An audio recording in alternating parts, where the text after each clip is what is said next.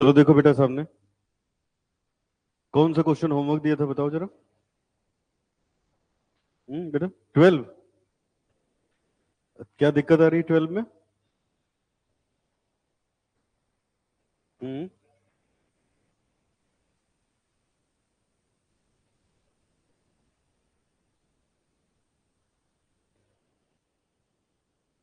Question number 12 में क्या है बेटा?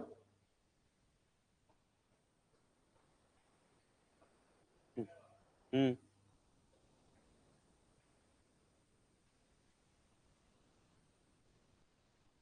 अच्छा, चलो शुरू करते हैं। क्वेश्चन 12 पे आ जाओ सब लोग।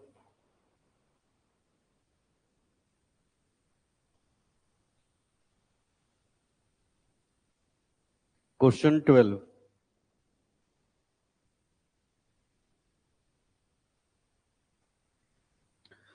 देखो बेटा, सबसे पहले हम लोग कैलकुलेट करेंगे पीसी,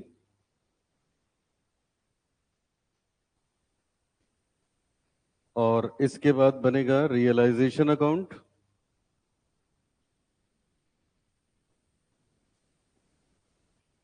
शेयर होल्डर्स अकाउंट और कैश अकाउंट। रियलाइजेशन अकाउंट,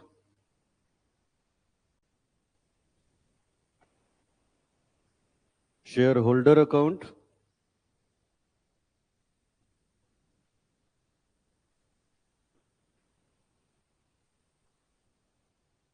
और कैश अकाउंट।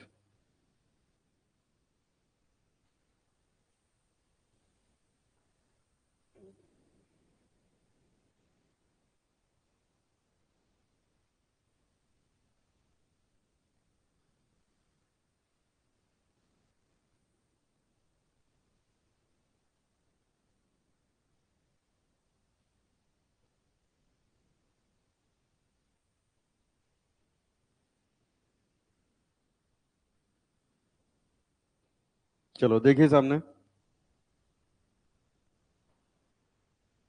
क्वेश्चन नंबर 12 में लिखा है with a view to reducing establishment expenses and generally to affect economy of working, Divya Limited agreed to take over Pranav Limited as going concern of both companies engaged in the same trade। अच्छा, Divya limited agrees to take over Pranav limited, तो ये हो गई purchasing company, vendor company. Purchasing company, vendor company. आगे पढ़ो। Divya limited was to pay debenture and liabilities of Pranav limited. Divya limited debenture की payment करेगी और लाइबिलिटीज की पेमेंट करेगी प्रणव लिमिटेड के, and to take over assets, the consideration being issue by Divya limited 4 lakh equity shares of ₹10 each and payment of 3 lakh in cash. अब बताओ purchase consideration निकालने के कितने मेथड थे? कौन कौन सा? नेट पेमेंट और नेट एसेट। यहां कौन सा लगेगा? यहां पे कौन सा लगेगा? Net payment method. जब पेमेंट की डिटेल दी हो तो हम लोग नेट पेमेंट मेथड लगाते हैं। अब लिखा है ना सीधे सीधे, शेयर्स दे रहे हैं और कैश दे रहे हैं, तो यहां लिखो परचेज कंसिडरेशन में payment in cash, payment in cash 3 lakh, फिर लिखोगे पेमेंट इन शेयर्स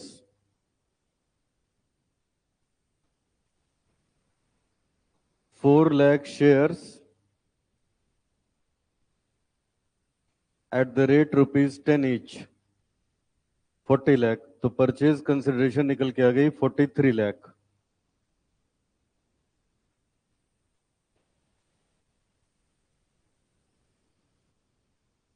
ये हो गया रियलाइजेशन अकाउंट।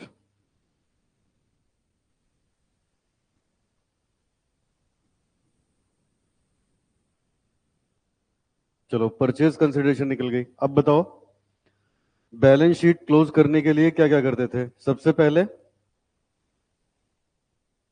पहले हम लोग क्या करते थे?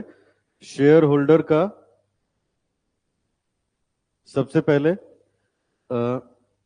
शेयर कैपिटल जो होती थी वो शेयर होल्डर के अकाउंट में, कैश कैश अकाउंट में, बाकी सब रियलाइजेशन अकाउंट में। ठीक है, तो चलो अब यहां से शुरू करते हैं। देखो ये तो बेटा ऑथराइज्ड कैपिटल दी है।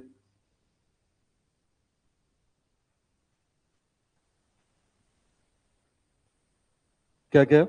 ये दिव्या की और प्रणव की ये ऑथराइज्ड है, तो इससे हमें कोई मतलब नहीं। अगर बैलेंस शीट बनानी होती है तब इसकी जरूरत पड़ती है। ऑथराइज्ड कैपिटल कहाँ लिखते हो? जो नोट्स टू अकाउंट्स बनाते हो उसमें। ठीक है, तो अभी इसका कोई मतलब नहीं। आगे बढ़ो। Issued capital.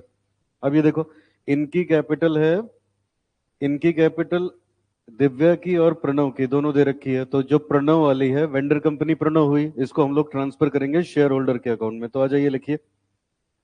सबसे पहले बाई इक्विटी शेयर कैपिटल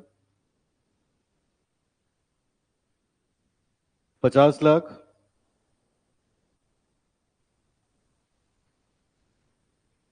फिर फिर देखो नेक्स्ट। अच्छा, 10,000 का डिफरेंस आ रहा था ना? क्यों बेटा, जो जो लगाए हो यहाँ तुम लोग गड़बड़ कर रहे हो ये। ठीक है, अब ये देखो लिखा है अनपेड कॉल। अनपेड कॉल का मतलब क्या होता है? हम लोग कॉल किया लेकिन उसकी पेमेंट नहीं आई, तो ये अनपेड कॉल है। ठीक है, तो अनपेड कॉल भी तो एक एसेट हुआ ना शेयर होल्डर के लिए। आज नहीं तो कल उसका पैसा मिलेगा, ये शेयर होल्डर के डेबिट साइड में जाएगा। समझ आए? ये डेबिट साइड में। अरे कॉल इन अरियर नहीं होता था, फाउंडेशन में पढ़ा था, वही तो है, उसी को बोलते हैं अनपेड कॉल। तो शेयर कैपिटल अगर क्रेडिट साइड जाएगी तो कॉल इन अरियर कहाँ जाएगा? डेबिट साइड में जाएगा। अरे आपने तो लिख दिया कि 50 लाख है, 50 थोड़े ना मिला आपको, 10,000 नहीं मिला है ना इसमें से, तो वो भी तो दिखाना पड़ेगा। दिखाओ। टू अनपेड कॉल, और उसको हाईलाइट कर लेना, दोबारा लगाओगे फिर फंसोगे इसी में। To unpaid call 10,000। चलो, जो होता जा रहा है मैं हाईलाइट करता जा रहा हूँ, ये हो गया। उसके बाद बैंक बैलेंस है ही नहीं, प्रणव के यहाँ बैंक नहीं है, तो कोई बात ही नहीं। ठीक है, और अब जो बचा सब भेज दो। रिजर्व्स है क्या? रिजर्व भी है। प्रॉफिट एंड लॉस अकाउंट, ये देखो रिजर्व पड़ा है बेटा 269500। ये भी कहाँ जाएगा? शेयर होल्डर के अकाउंट में। By PNL 269500। बाकी के एसेट और लाइबिलिटीज जाएंगे रियलाइजेशन में। अब देखो क्या क्या बचा। डिबेंचर और क्रेडिटर, तो इसको भेजते हैं रियलाइजेशन की डेबिट साइड में, क्रेडिट साइड में। By debenture, by creditor.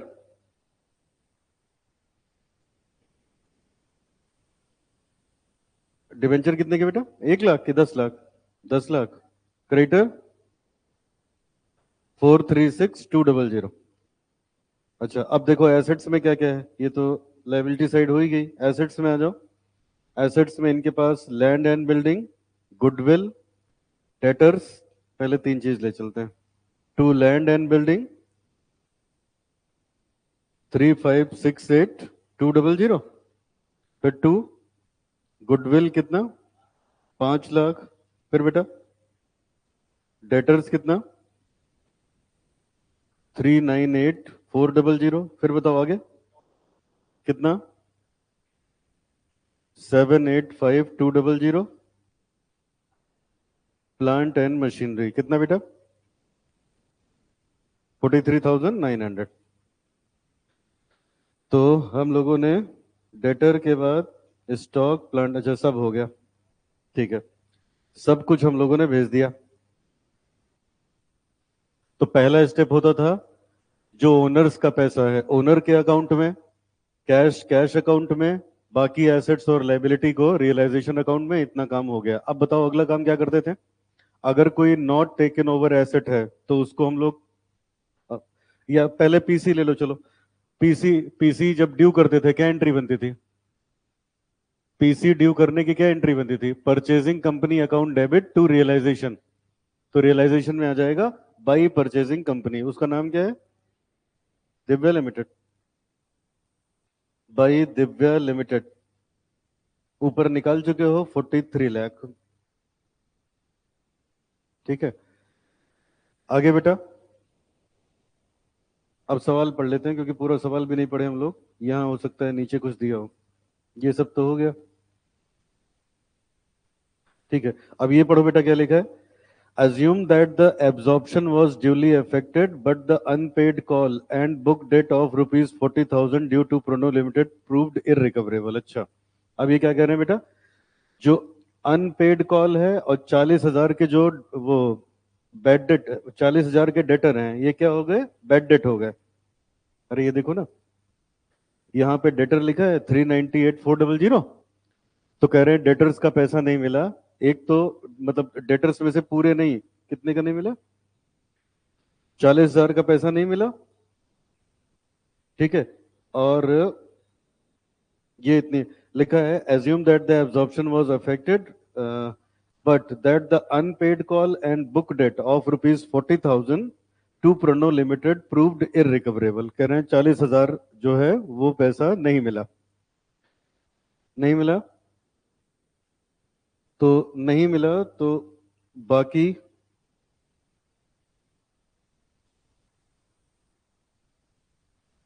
चलो बेटा एक बार ये लाइन और पढ़ लो तो मैं शुरू करूं। देखो क्या लिखा था, विद ये तो खैर ये लिखा था दिव्या लिमिटेड प्रणव को एब्जॉर्ब कर रही है। अब यहाँ लिखा था Divya limited was to pay debenture and liabilities of Pranav limited. Divya limited pay करेगी किसका किसका पैसा? डिवेंचर का और लाइबिलिटीज का प्रणव लिमिटेड का। And to take over assets, assets लिखा है the consideration being issued by 4 lakh fully paid share of rupees 10 each and the payment of 3 lakh in cash. फिर लिखा है Divya limited was to pay liquidation expenses which is amounted to 1,40,000 और balances हमें ये दे रखा है। तो ठीक है, अब ये बताओ दिव्या अगर इन लोगों की पेमेंट करेगी लाइबिलिटी की तो दिव्या लिमिटेड अपनी बुक में लिखेगी, लिक्विडेशन का खर्चा वो देंगे तो वो अपनी बुक में लिखेंगे, हमसे तो कोई मतलब है नहीं। ठीक है, तो बाकी सब जो कुछ था वो सब हम लोगों ने लिख लिया, पीसी वगैरह हो गई। चलो अब जरा आगे बढ़ते हैं बेटा।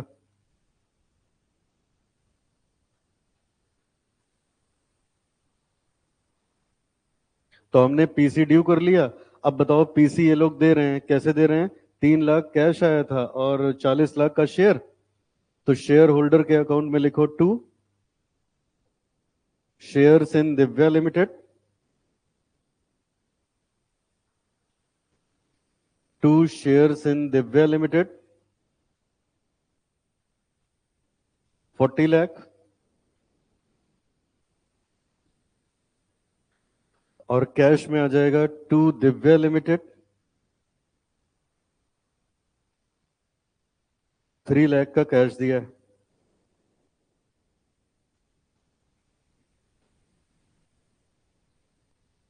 पीसी ड्यू कर दी, पीसी कलेक्ट भी कर लिया।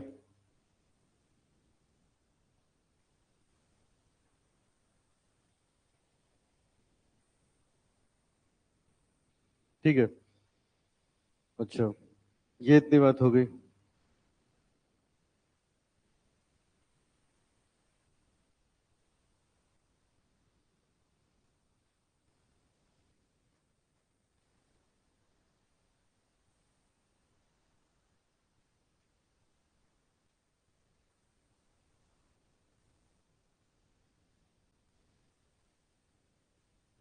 अब ये बताओ कैश का कोई खर्चा वर्चा तो है नहीं, इनके सारे पैसे कौन कौन पे कर रहा है? तो अब ये जो पैसा बचेगा ये इक्विटी शेयर होल्डर में ट्रांसफर हो जाएगा।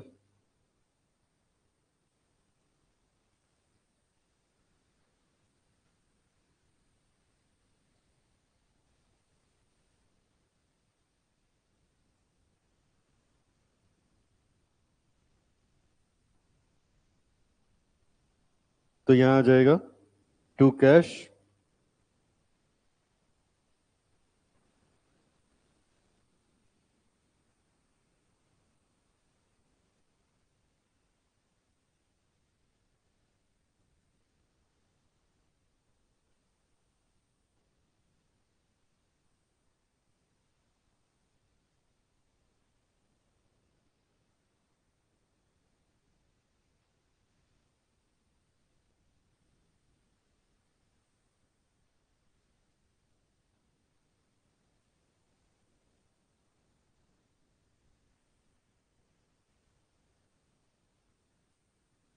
बेटा इसका लाइबिलिटी का टोटल करो जरा, यही यार है।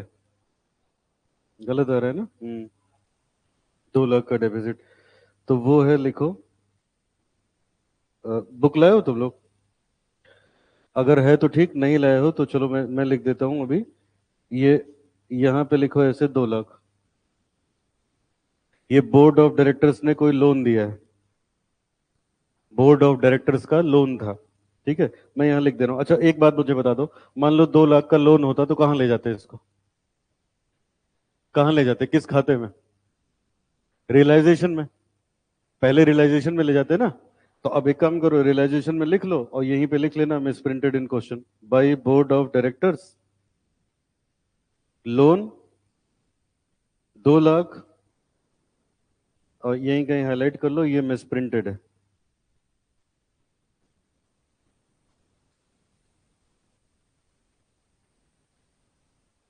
ये मिस प्रिंटेड है। ठीक है, अब जरा इसको पैक करो। देखो यहां से प्रॉफिट लॉस जो भी आ रहा हो, लॉस आ रहा है कितना? बाई लॉस 9,59,500, टोटल बताओ। 689,689,5700 बैलेंसिंग फिगर। लॉस कहाँ जाएगा? शेयर होल्डर के अकाउंट में, और ये हो जाएगा मैच। तो लॉस के लिए जगह बना ले, टू रियलाइजेशन। नहीं, क्यों नहीं करेंगे, दिमाग लगाओ। सब बच्चे सोचो, बैड डेट का क्यों मैंने कुछ नहीं किया?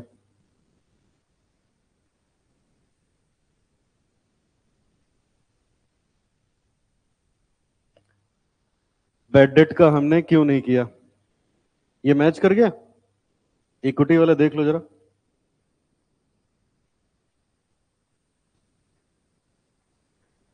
5269,500, 5269,500।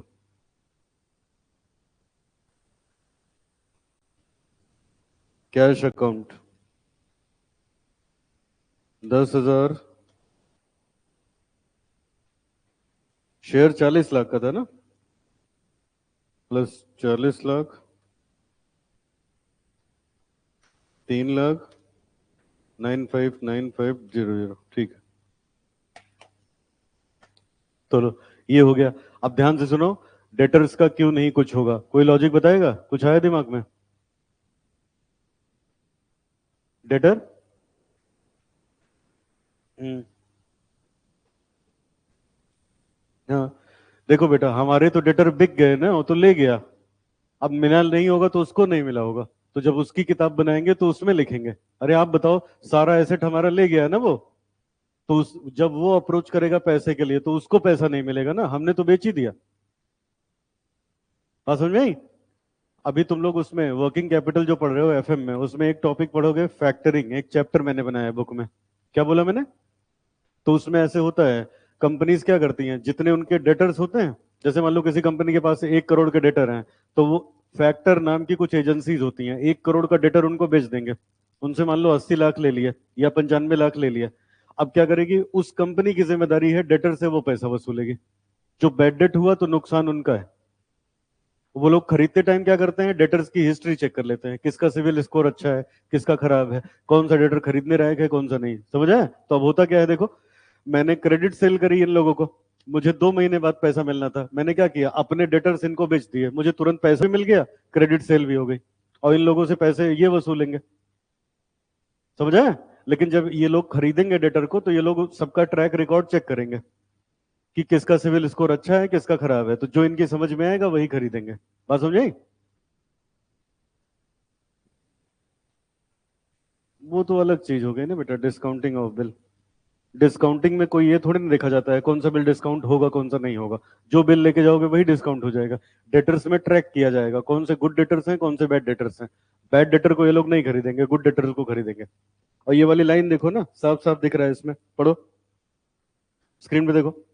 ये क्या लिखा है? यहाँ लिखा है, Divya limited was to pay debenture and liabilities. तो भाई, अगर इनकी लाइबिलिटी साइड देखो, तो इनके पास है ही क्या क्या, लाइबिलिटी साइड अगर हम लोग देखें बेटा, तो एक डिवेंचर था इनके पास, ये लाइबिलिटी के नाम पे क्रेडिटर था, दो ही तो था, तो कह रहे हैं इसकी पेमेंट वो कर देगा, तो लाइबिलिटी हो गई। And to take over assets, सारे एसेट्स इसका मतलब ले जाएंगे ना, कोई न लेके जाते तो क्वेश्चन बताता। तो डेटर भी कौन लेके गया? दिव्या लिमिटेड। तो उनसे पैसे के लिए कौन अप्रोच करेगा? दिव्या लिमिटेड। पैसा नहीं मिला तो नुकसान किसका हुआ? दिव्या लिमिटेड का, वो अपने यहां लिखेंगे। समझ आया? तो एक तो ये हो गया बेटा, ये इतना मैंने होमवर्क दिया था। इस क्वेश्चन में कहा क्या था? Prepare realisation members account in the books of Pranav limited and the balance sheet of Divya limited. चलो, अब इतना मैंने होमवर्क दिया था, अब मैं दिव्या लिमिटेड के यहाँ अकाउंटिंग कराने जा रहा हूँ। पहले एंट्री पास करेंगे और फिर बैलेंस शीट बनाएंगे। चलिए लिखिए, इन the books of Divya limited,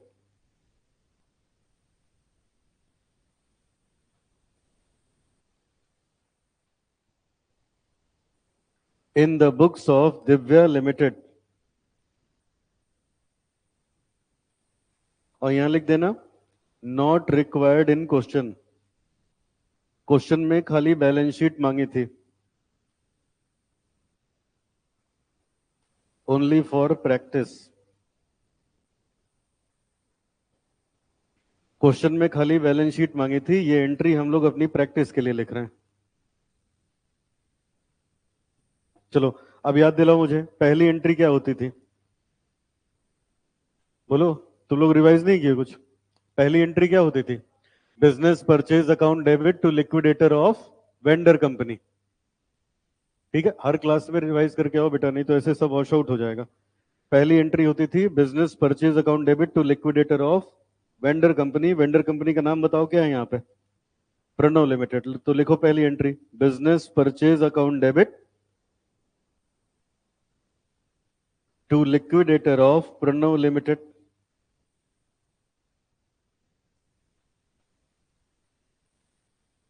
43 lakh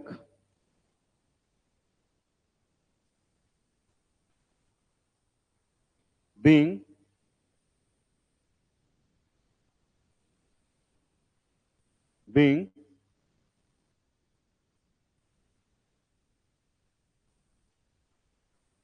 business purchased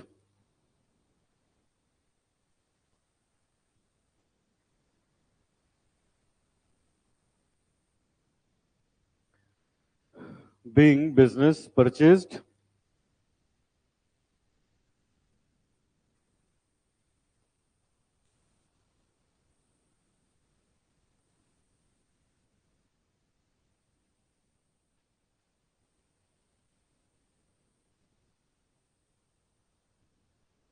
चलो अब बताओ अगली एंट्री क्या होती थी?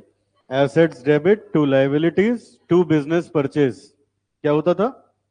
एसेट डेबिट होगा, लाइबिलिटी क्रेडिट हो जाएगी, बिजनेस परचेज। ये देखो, हम इतने के एसेट लाए, इतनी लाइबिलिटी लाए, इतना पैसा दिया है, यहाँ पीसी लिखा जाता है। डेबिट में डिफरेंस आया तो गुडविल, क्रेडिट में डिफरेंस आया तो कैपिटल रिजर्व। अच्छा, क्या सन्ड्री एसेट लिख दे या एसेट लाइन से एक एक करके लिखना होगा? एक एक करके लिखना होगा। चलो बताओ क्या क्या था? लैंड एंड रियलाइजेशन देखते जाओ, समझ में आता जाएगा। Realisation, land and building, plant and machinery, stock. Land and building कितने की थी? 3568,200। Plant and machine 1643,900। स्टॉक कितने का? 785,200। 785,200। डेटर्स बताओ? 398। ठीक है। अच्छा, उसके बाद गुडविल आएगी। और चलो एक लाइन मैंने छोड़ दी। और यहाँ देखो अब क्या क्या आता? लाइबिलिटीज। लाइबिलिटीज में क्या क्या था? एक डिवेंचर था, एक क्रेडिटर था, और और एक बिजनेस परचेज था। तो चलो बताओ, ये डिवेंचर कितने के थे? डिवेंचर कितने के थे? 10 लाख के। क्रेडिटर चेक करो, 4,436,200। ये कितने का था? 2 लाख का। पेमेंट कितने की करी? 43 लाख की। अब इतना लिख के 2 मिनट सब लोग स्थिर होकर हमारी बात सुनो।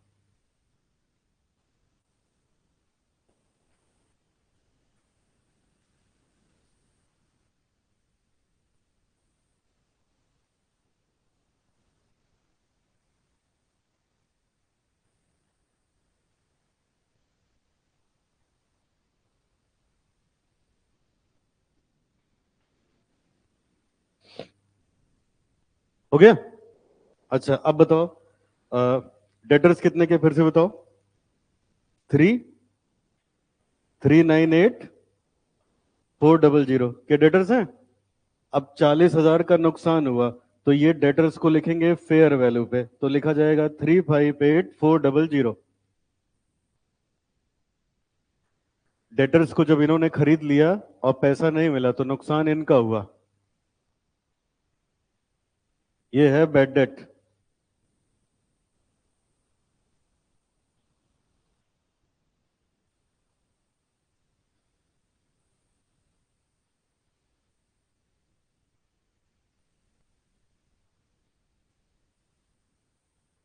डन। अब बताओ गुडविल कितने की? हम्म? कितने से लिखें?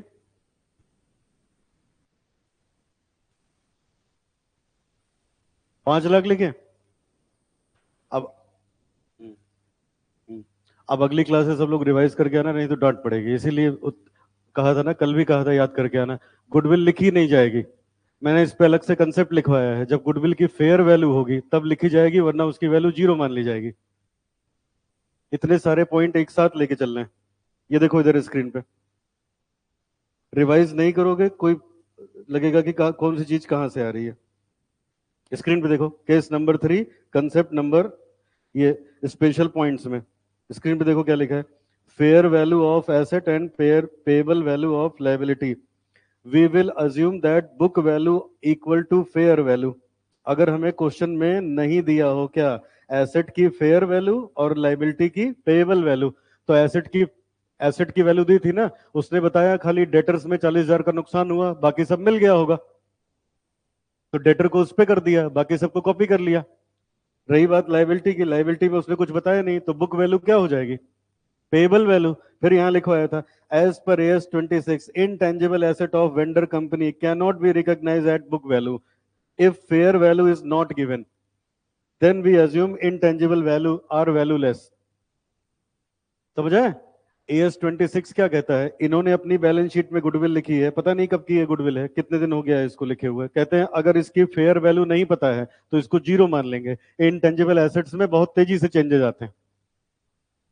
समझ में आई बात? तो गुडविल इनके यहां नहीं लिखे जाएगी। बोलो क्लियर हुआ? एक एक पॉइंट जैसे घर पे जाके ये एज्यूम करके क्लास ही नहीं पढ़ी है, एक एक लाइन बाय लाइन रिवाइज करोगे तब ये रहेगा ग्रिप में। तो अब बताओ गुडविल लिखी जाएगी कि नहीं लिखी जाएगी? नहीं लिखी जाएगी।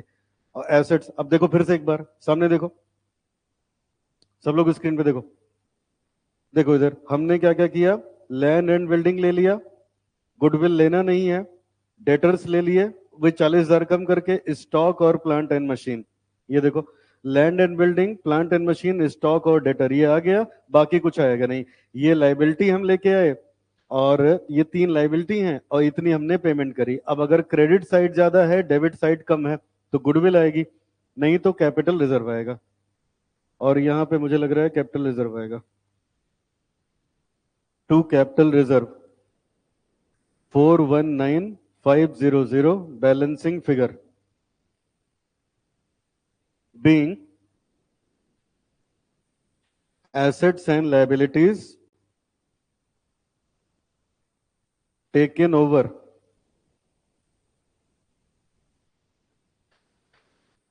being assets and liabilities taken over।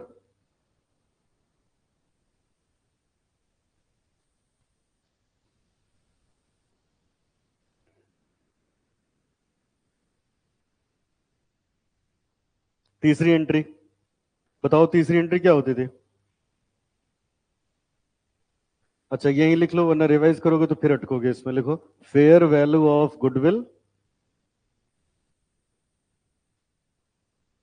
is not given due to which we have not taken goodwill।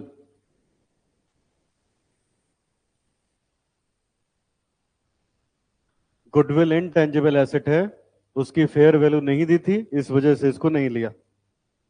तीसरी एंट्री बोलो क्या होती है? Liquidator of vendor company account debit,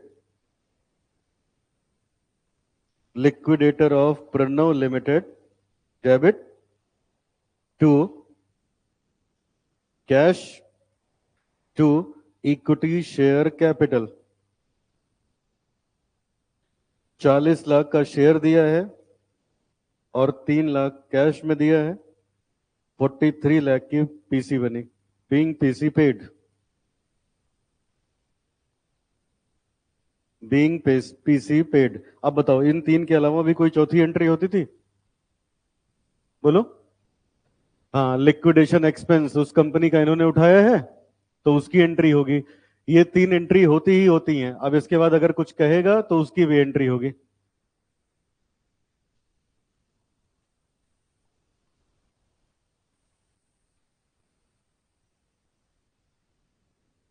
अब यहां तक लिख लो, तब मैं एक बार बताऊं फिर से।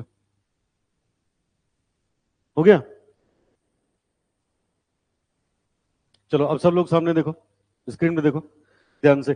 पहली एंट्री क्या होती है नई कंपनी की बुक में? पहली entry liquidator liquidate business purchase account debit to liquidator of vendor company. दूसरा एसेट्स डेबिट लायबिलिटी क्रेडिट। किस वैल्यू से?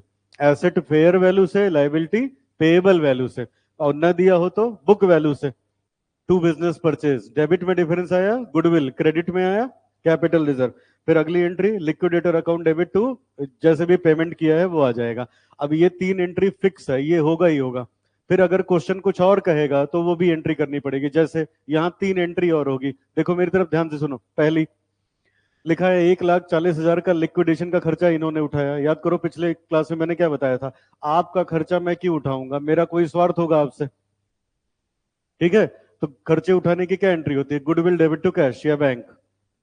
तो जब ये पुरानी कंपनी का खर्चा उठाएंगे तो क्या एंट्री होगी? Goodwill account debit to cash या बैंक। एक एंट्री वो रह गई। दूसरी एंट्री, क्वेश्चन में लिखा था ये लाइन, इससे पहले जो क्वेश्चन किए थे उसमें ये लाइन नहीं थी। यहां लिखा है Divya limited was to pay debenture and liabilities of Pranav limited. तो डिवेंचर, क्रेडिटर और बैंक ओवरड्राफ्ट, इन तीनों का पेमेंट करने की एंट्री होगी। लिखा है ना इसने पेमेंट करना है।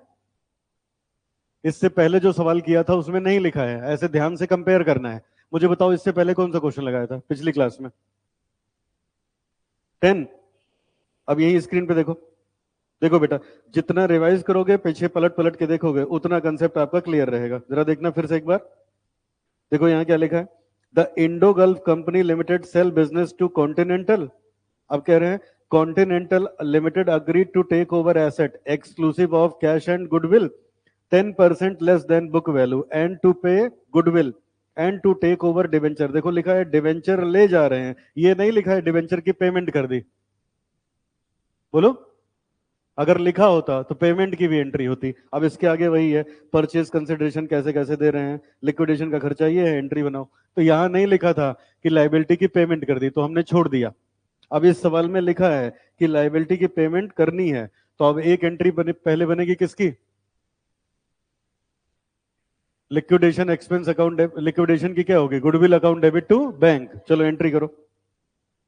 चौथी entry goodwill account debit to bank.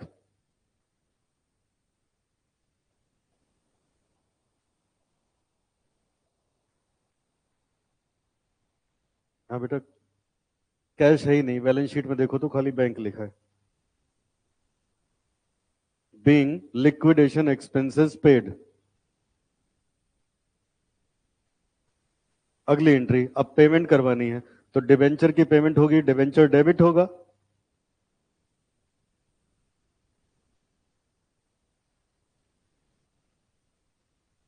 Creditor debit होगा।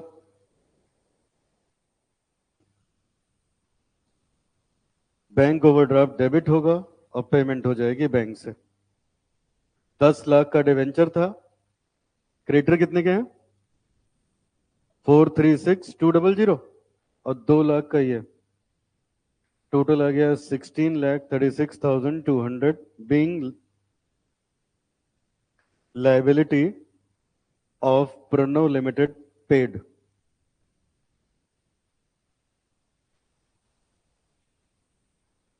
लाइबिलिटी की हमने पेमेंट करवा दी। अब यहां तक लिख के फिर रुको, फिर आगे बताएं।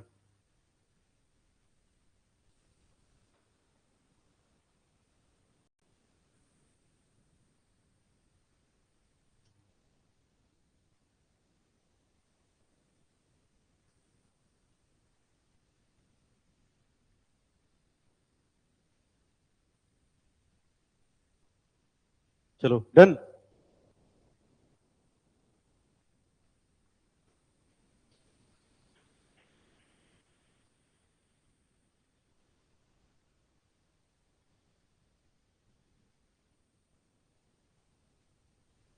ठीक है, अब स्क्रीन पे देखो सामने, सब बच्चे सामने देखो, ये क्या लिखा है? गुडविल। ये क्या लिखा है? ये गुडविल का मतलब घाटा, कैपिटल रिजर्व का मतलब फायदा। ये दोनों एक साथ सवाल में नहीं रहेंगे, रहेगा इनमें से कोई एक ही। तो जब भी ये दोनों मिले किसी क्वेश्चन में, तो दोनों को सेट ऑफ करके कोई एक चीज आएगी। जैसे गुडविल कितने से है? 1,40,000 से। और कैपिटल रिजर्व कितने से है? 4,19,000 से। तो ऑब्वियसली भारी कौन पड़ रहा है? तो जितने की नुकसान है उसको उसी से सेट ऑफ करा देंगे, तो हमारा कैपिटल रिजर्व उतने से कम हो जाएगा। लेकिन दिखेगा कोई एक ही चीज, या तो गुडविल या तो कैपिटल रिजर्व। समझ में? लिखो इसकी एंट्री। लास्ट एंट्री होगी entry number 6। Capital reserve account debit to goodwill 1,40,000। दोनों में जो लोअर होगा उसी से ये एंट्री होगी। Being goodwill and capital reserve adjusted.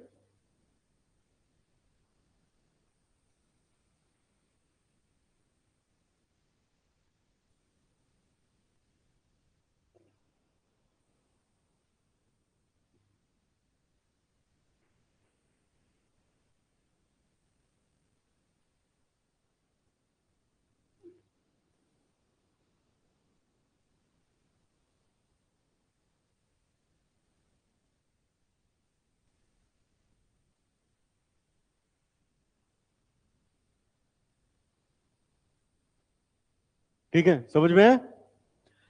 अब बताओ क्या क्या नया सीखा इसमें, स्क्रीन पे देखो सामने। क्या क्या नया सीखा? नंबर एक, डेटर्स अगर वो लोग ले गए और उसमें नुकसान हुआ, तो नुकसान किसका हुआ? प्रणव लिमिटेड का कि दिव्या लिमिटेड का? दिव्या लिमिटेड का। नंबर दो, उनके उनका खर्चा ये उठा रहे हैं लिक्विडेशन का, तो उसकी एंट्री कहाँ होगी? दिव्या लिमिटेड के यहाँ। फिर गुडविल और कैपिटल रिजर्व इकट्ठा आएगा, तो दोनों को हम लोग क्या करेंगे? सेट ऑफ कर देंगे। दोनों में जो लोअर होगा वो बैलेंस कर दिया जाएगा। और आखिरी में एक चीज और कुछ मिला था ना, ये अगर कभी क्वेश्चन में लिखा है कि लायबिलिटी की पेमेंट करी तो उसकी एक्स्ट्रा एंट्री होगी, नहीं लिखा होगा तो ये एंट्री नहीं होगी। बैलेंस शीट बनाए? चलो बनाओ। अब ये क्वेश्चन ने पूछा था, balance sheet of Divya limited.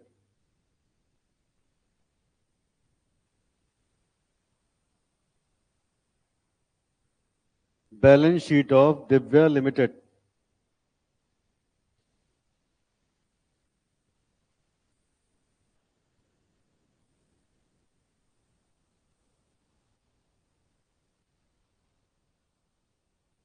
लिखिए,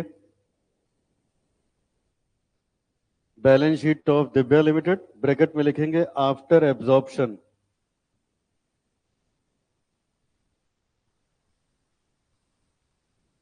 आफ्टर एब्जॉर्प्शन सबसे पहले इक्विटी एंड लायबिलिटी,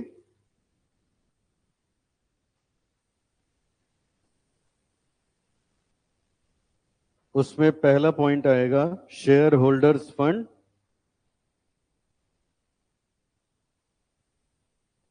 उसमें आएगा शेयर कैपिटल। उसके बाद reserve and surplus. Share capital के लिए बनाएंगे नोट 1 और रिजर्व के लिए बनाएंगे नोट 2।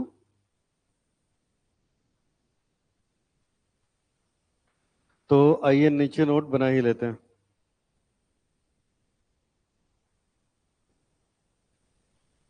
चलो, पहला हम लोग शेयर कैपिटल के लिए नोट बनाने जा रहे हैं, तो नीचे आ गया नोट्स टू अकाउंट्स।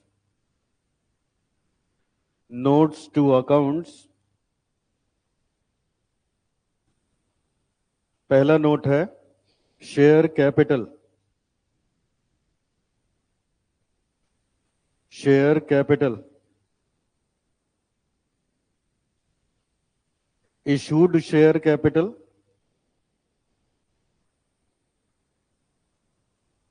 फटाफट बताओ किसकी बैलेंस शीट बन रही है, प्रणव लिमिटेड की कि दिव्या लिमिटेड की?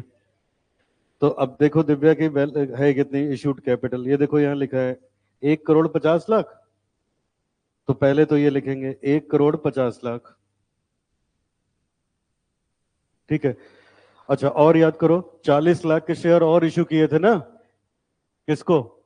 प्रणव लिमिटेड को। तो अब यहां लिखेंगे share issued to Pranav limited.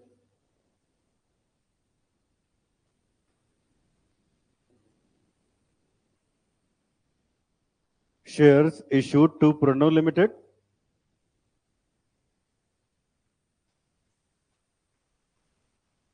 Done. और याद करो क्वेश्चन में एक लाइन लिखी थी, इधर देखो, क्वेश्चन में एक लाइन लिखी थी क्या? assume the absorption was duly affected but that unpaid call का पैसा नहीं मिला था। अनपेड कॉल कितने की थी? 50,000 की थी। तो वो 50,000 क्या करेंगे यहां से? 50,000 थी कि 5 लाख थी? हाँ 50,000। तो वो अनपेड कॉल हम लोग क्या करेंगे बेटा?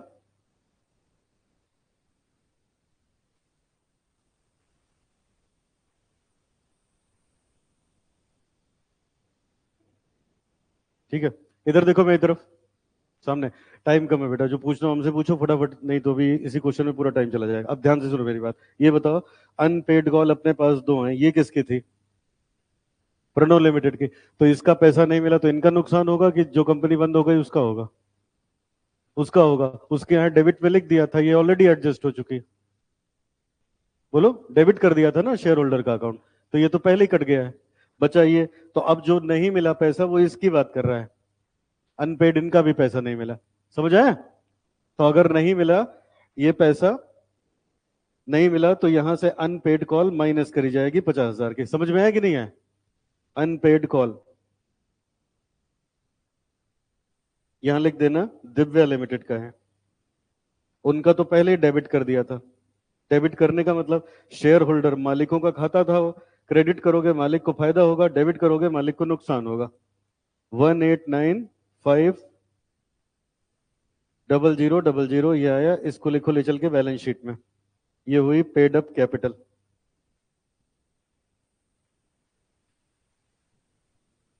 Paid up capital.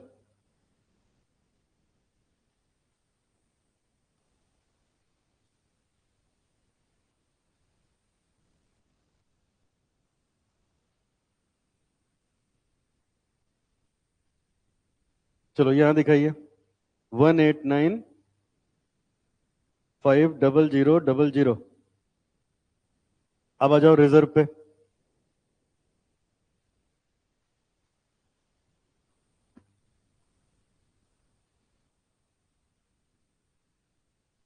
रिजर्व पे आ जाइए, बनाओ नोट नंबर 2।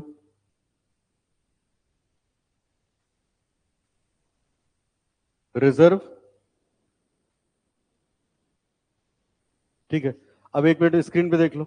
देखो एग्जाम में आपको बनाना है तो समझ में आना चाहिए कैसे कैसे काम होता है। अब देखो बेटा, अगर हम लोग रिजर्व के बारे में सोचें, रिजर्व के बारे में सोचें तो देखो, एक यही प्रॉफिट एंड लॉस है, पूरी बैलेंस शीट में कोई दूसरा रिजर्व नहीं है, यहां से और यहां तक आप देख लो।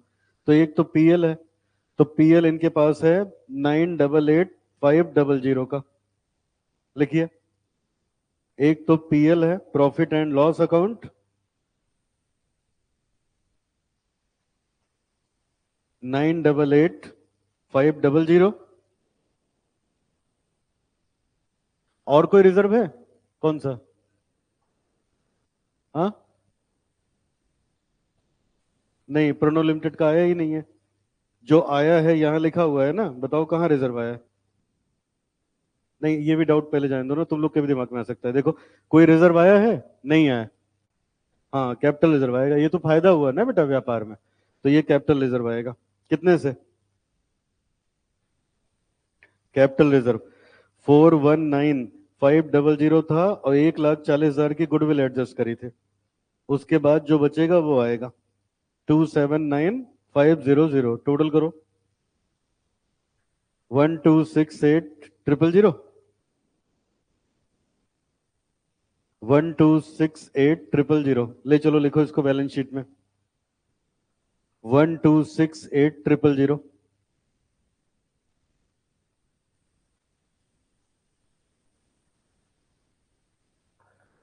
ठीक है, आगे बढ़े। स्क्रीन पे देखो सामने, किसकी बैलेंस शीट बना रहे हो जरा एक बार बताओ फिर से। दिव्या की। तो ये देखो, अब यही देख के तो बनता है, कैपिटल लिख डाला, रिजर्व जो था रिजर्व लिख लिया। अब रिजर्व के बाद आती है अच्छा, उसी में अनपेड कॉल भी हो गई। और ये सब एसेट हैं, ये सब एसेट हैं। लाइबिलिटी के नाम पे खाली एक चीज बचा है, ये 10% डिवेंचर्स। इनके पास डिवेंचर हैं 50 लाख के, और क्रेडिटर है इनके। ठीक है, क्रेडिटर भी है बेटा। दो चीजें बची हैं। तो ये जो डिवेंचर है ये किस में जाएगा? नॉन करेंट लाइबिलिटी में। और ये किस में जाएगा? करेंट लाइबिलिटी में। समझ आए? और जब एक एक आइटम होता है तो हम लोग उसके लिए नोट नहीं बनाते क्वेश्चन में।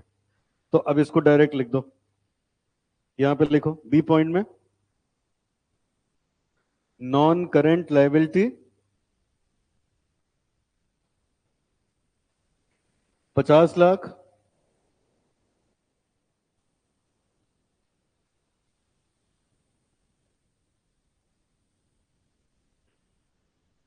सी पॉइंट में लिखो करेंट लाइबिलिटी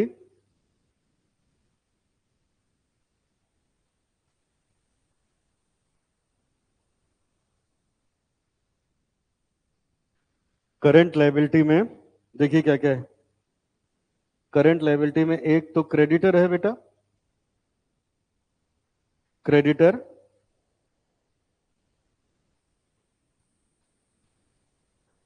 क्रेडिटर्स हैं 84,834,200, 83। हाँ, तो पिछली कंपनी का करा है ना, हमारी कंपनी के तो है ही।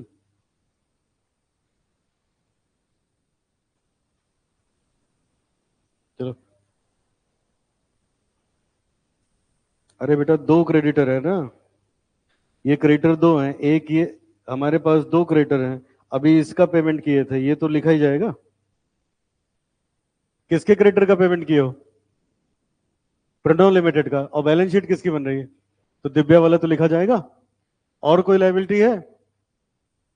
इधर देखो, है, ये बैंक का नेगेटिव बैलेंस है।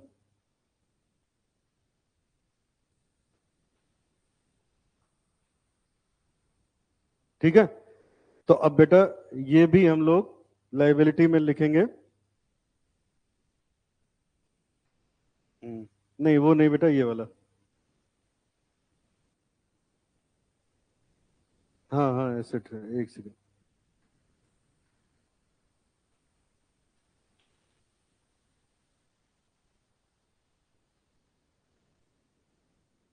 कैपिटल हो गया, डिवेंचर हो गया, गुडविल, डेटर एंड क्रेडिटर, तो ये हो गए। और bank, stock, plant and machine, BR 40,000 लिख रहा हूं। चलो अभी मिलेगा, छोड़ो हटाओ, आगे बढ़िए। अब इसके बाद क्या बचा हम लोग के पास बेटा? ये हो गया। अब ये लाइबिलिटी साइड का टोटल हो गया, एक लाइन छोड़ देना। और इधर आ जाओ एसेट साइड में।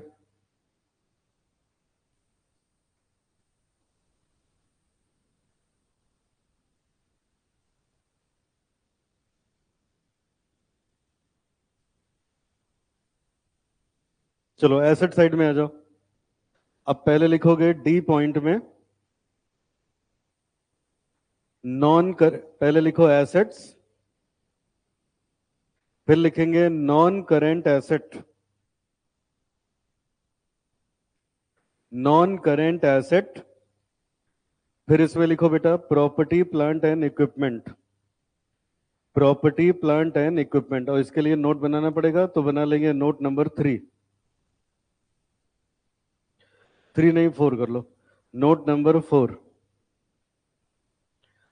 तो यहां आइए, नोट नंबर 3 के लिए थोड़ी सी जगह छोड़ दिया। Note number 4, property plant and equipment. जरा एक बार देख लो क्या क्या है इनके पास। बेटा सब लोग देखिए, प्रॉपर्टी प्लांट एंड इक्विपमेंट में एक तो लैंड एंड बिल्डिंग है, दूसरा क्या है, प्लांट एंड मशीनरी। तो ये दोनों लिखो, एक लैंड एंड बिल्डिंग और एक प्लांट एंड मशीनरी। इसमें प्लांट एंड मशीनरी, इसमें दिव्या लिमिटेड का भी है और प्रणव वाला भी तो ले आए हो। तो दोनों का टोटल, अब जो प्रणव लिमिटेड का था वो भी तो दिव्या लिमिटेड का हो गया। ठीक है, अब देखो दिव्या लिमिटेड के पास पहले कितने का है, 103,33,000, 103,33,000। और प्लांट एंड मशीन दी है 3,876,000, और इसका था 3,5,6,8,2,000, 1,6,4,3,9,000। तो 1,39,0,1,2,000 और 5,5,2,0,7,000।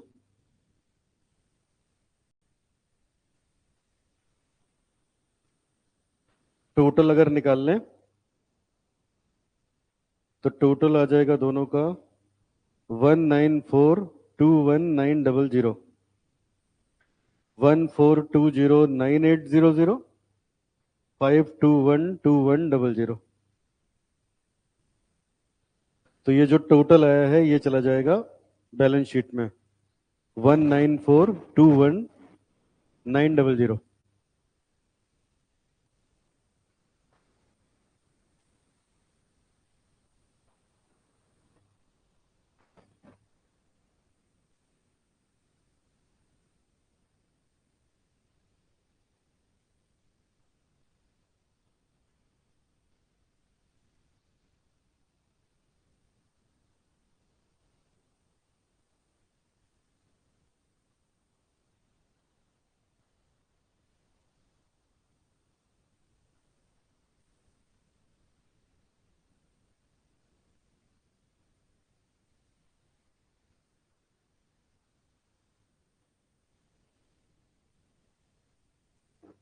लिखो इसको,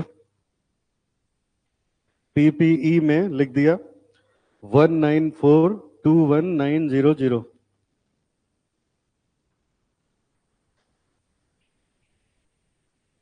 ठीक है, अब आगे देखिए नेक्स्ट। देखो एसेट्स में क्या क्या होता गया बैलेंस शीट में देखते जाओ।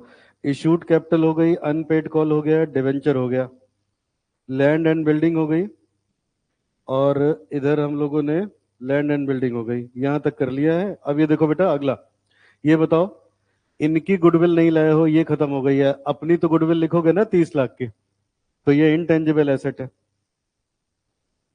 Intangible asset.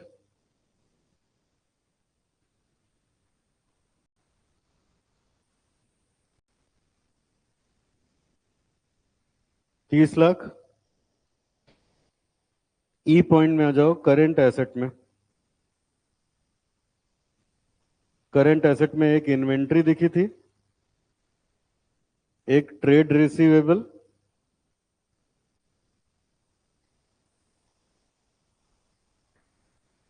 उसको यहीं पे चाहो तो प्लस कर करके लिख सकते हैं टाइम बचाने के लिए। अब एक बार स्टॉक देख लो सब लोग, ये देखो ये दोनों का स्टॉक ऐड करके लिख दिया।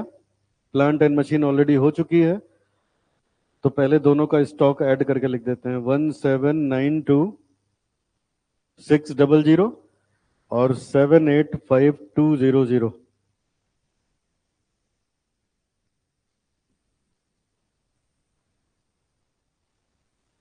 25,77,800।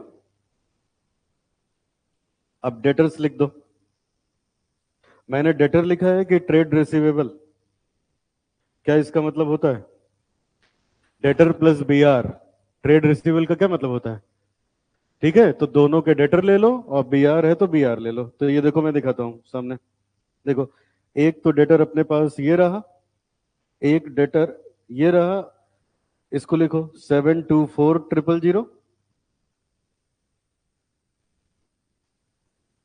प्लस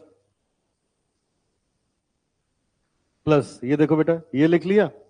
अब ये देखो, इनका जो था इसमें से 40,000 बैड डेट हो गया था ना, जो बचा था वही तो लिखोगे। तो 358,400 प्लस बी आर खाली दिव्या लिमिटेड के पास है 362,100, 3,62,100। तो आ गया 1,444,500।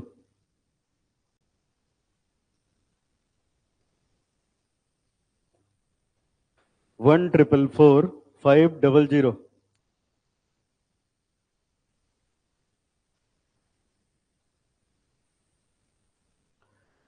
बैलेंस शीट का टोटल आ गया 26,44,00,000, 2,64,44,200।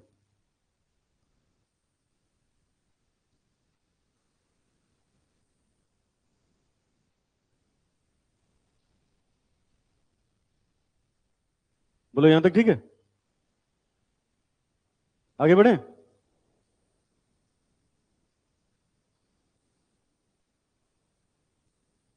चलो अब स्क्रीन पे देखिए सामने, एक बैंक को छोड़ के बाकी सब हो गया। तो अब बैंक लिखने चल रहा हूं, जरा बैंक देखना। बैंक पे बनेगा नोट नंबर 3। यहां ये लिखिए, cash and bank before absorption. बताओ कितना बैलेंस है बेटा? 16,84,200। अच्छा अब इधर देखो मेरी तरफ, 16 लाख थे अपने पास।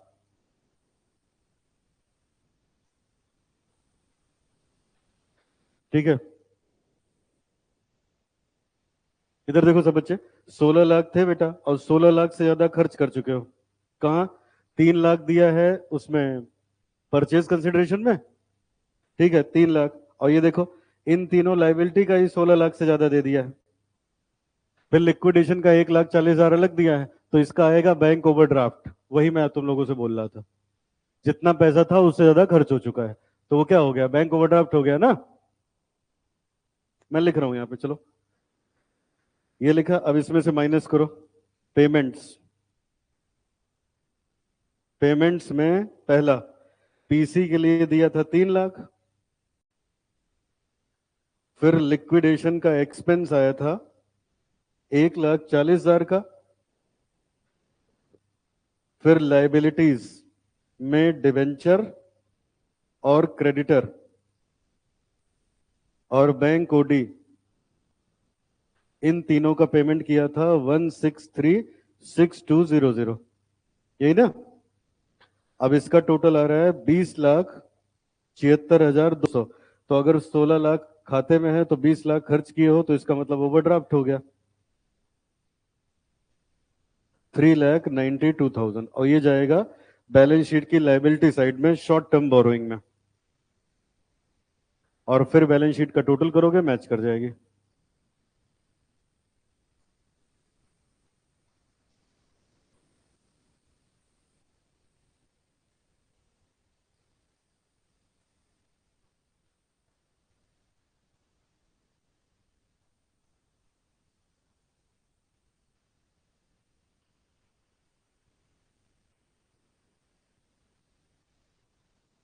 चलो अब ये लिखो 3। यहाँ करंट लाइबिलिटी में यहाँ लिखिए बैंक ओवरड्राफ्ट 3,92,000। और इसका भी टोटल करके देख लो, वही आएगा 26,44,4,200। 26,44,4,200।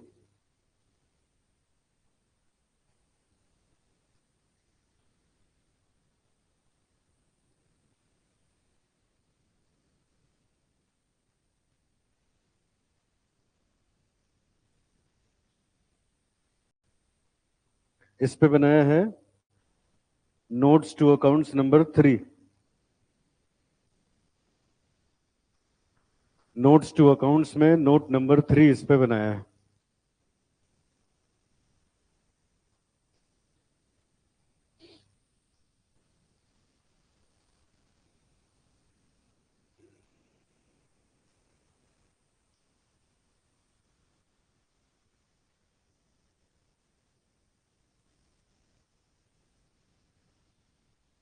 हो गया?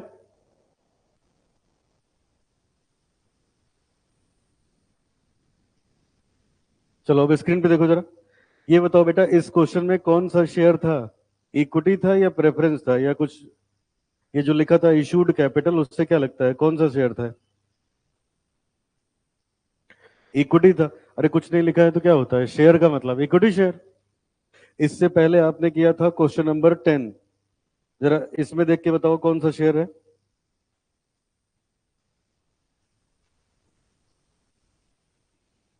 अरे खाली शेयर लिखा है ना, तो यहां भी क्या होगा? इक्विटी शेयर होगा। मैं क्या बताना चाह रहा हूं, ध्यान से मेरी बात सुनो। अभी तक दो सवाल लगाए, दोनों में खाली शेयर लिखा था। सिर्फ शेयर का मतलब क्या हुआ? जैसे कोई कहता है मार्केट से शेयर खरीद लिए, कौन सा खरीदा होगा? इक्विटी खरीदा होगा। दोनों सवाल में शेयर लिखा था, तो हमने क्या बनाया? शेयर होल्डर का अकाउंट। कौन से शेयर होल्डर का? अब जो अगला सवाल करवाऊंगा उसमें प्रेफरेंस शेयर भी होगा। तो जब प्रेफरेंस शेयर होगा तो उसका अकाउंट अलग से बनेगा। समझ आई बात? ये अपना अगला कंसेप्ट है, उसको लिखने जा रहे हैं, अकाउंट बनाएंगे फिर क्वेश्चन लगेगा। लिखिए। Case number 5। हम लोग केस वाइज चल रहे हैं। केस नंबर 3 तक आपने किया था, केस केस 4 तक कर लिया था, इसमें था नॉट टेकन ओवर वाला। अब लिखो case number 5। Case number 5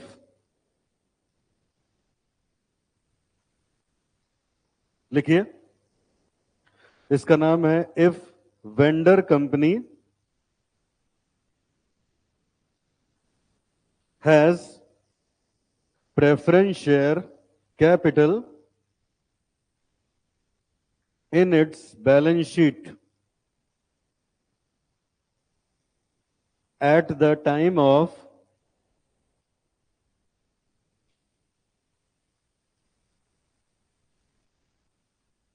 business combination.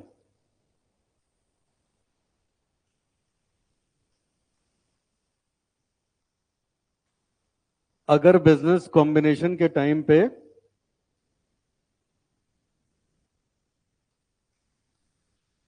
अगर बिजनेस कॉम्बिनेशन के टाइम पे प्रेफरेंस शेयर्स हैं कंपनी के बैलेंस शीट में, तो क्या होगा?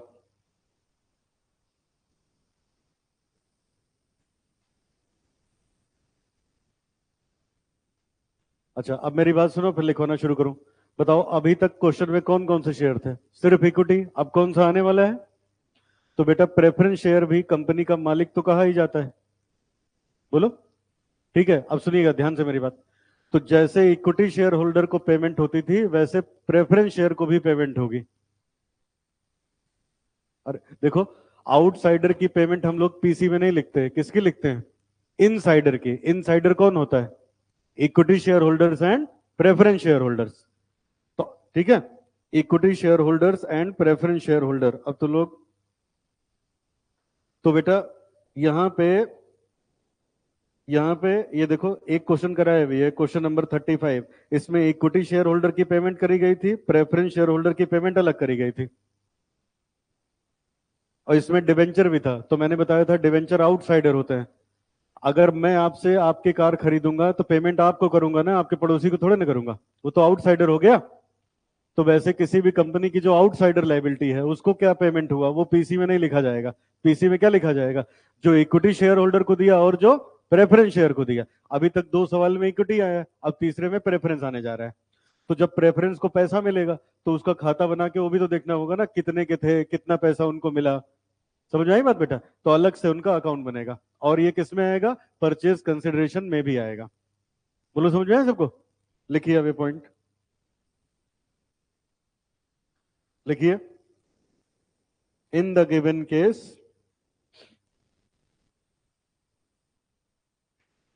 vendor company will have to prepare preference share holder account। कौन सा अकाउंट?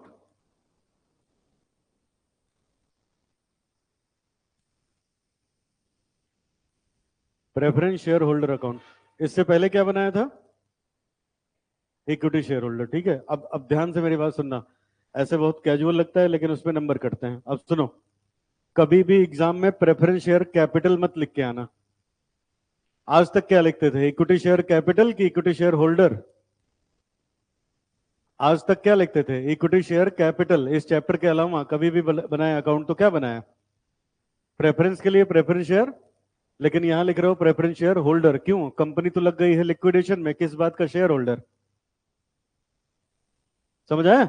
कहा जाता है अब कोई शेयर कैपिटल नहीं है, कंपनी तो बंद हो रही है ना, तो काहे के मालिक? तो यहां लिखा जाता है तुम लोग शेयर होल्डर्स हो, और तुमको जो मिलेगा वो यहां पे लिखा जाएगा। तो एग्जाम में कभी भी शेयर कैपिटल लिख के नहीं आओगे, क्या लिख के आओगे, प्रेफरेंस शेयर होल्डर या इक्विटी शेयर होल्डर्स अकाउंट। समझ आए?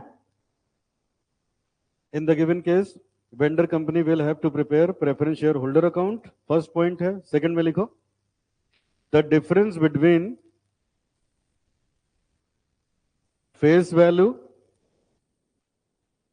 of preference share capital and payment to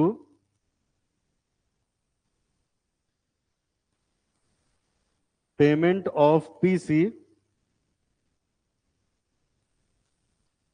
to preference shareholder will be considered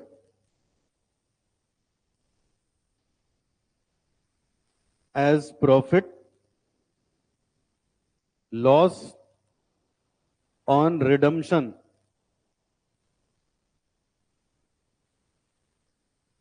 and it will be transferred to realization account.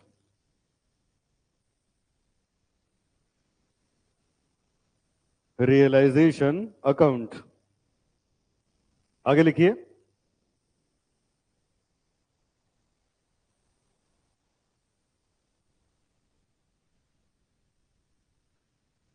Format, preference share holder का account,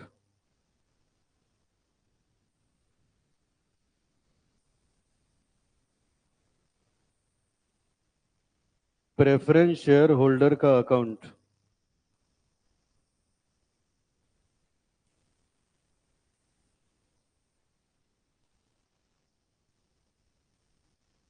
पहले by preference share capital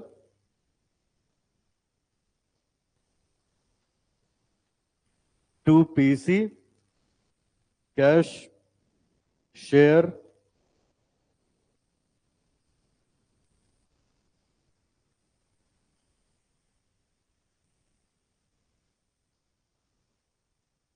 by realisation account to realisation account.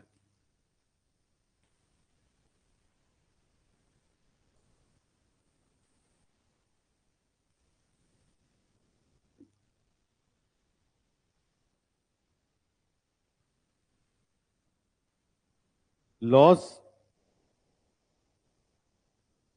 Profit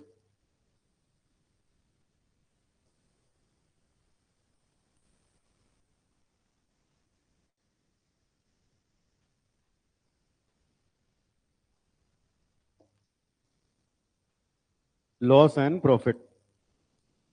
फटाफट बनाओ, इसको explain करें फिर आगे बढ़ा जाए।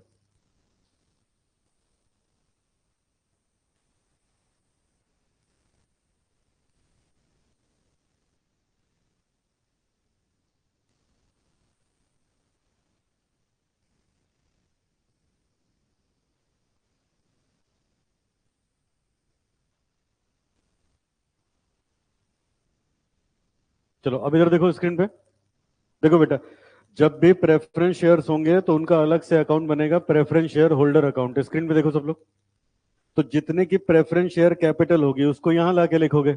जो वेंडर कंपनी है उनकी प्रेफरेंस शेयर कैपिटल यहां लाके लिखोगे।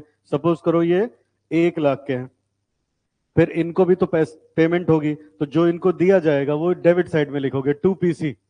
हो सकता है कैश दें, हो सकता है शेयर दें, वो तो क्वेश्चन पे डिपेंड करेगा ना क्या देंगे।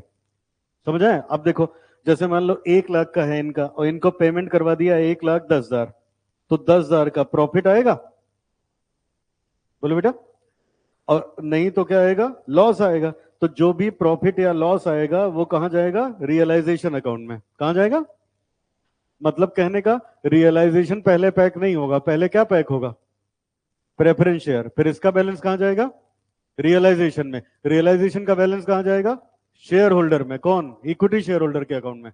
और कैश का बैलेंस किस में जाएगा? इक्विटी शेयर होल्डर के अकाउंट में।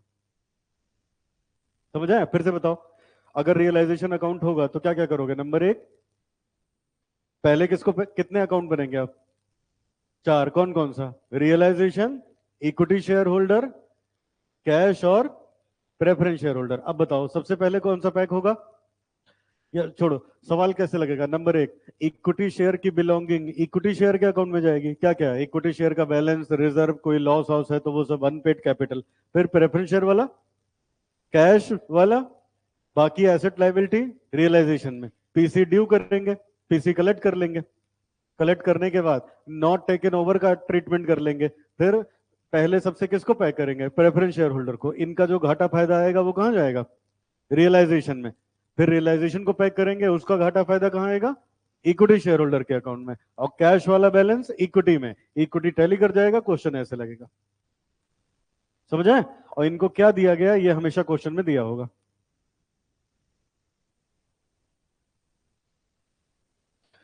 क्वेश्चन नंबर 9 करना है, कहो तो होमवर्क दे दूं, अलग से कहीं ट्राई करना, थोड़ा बहुत माथा पच्ची करना, नहीं आएगा तो हाँ आंसर बता दे रहे हैं। लिखो क्वेश्चन नंबर 9, मेन कॉपी में मत लगाना। पीसी आएगी 17,20,000।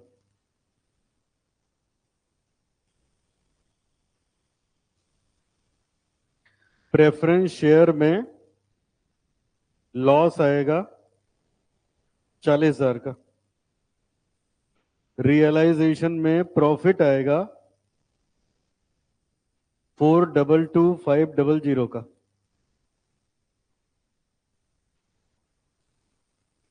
और कैश में बैलेंस आएगा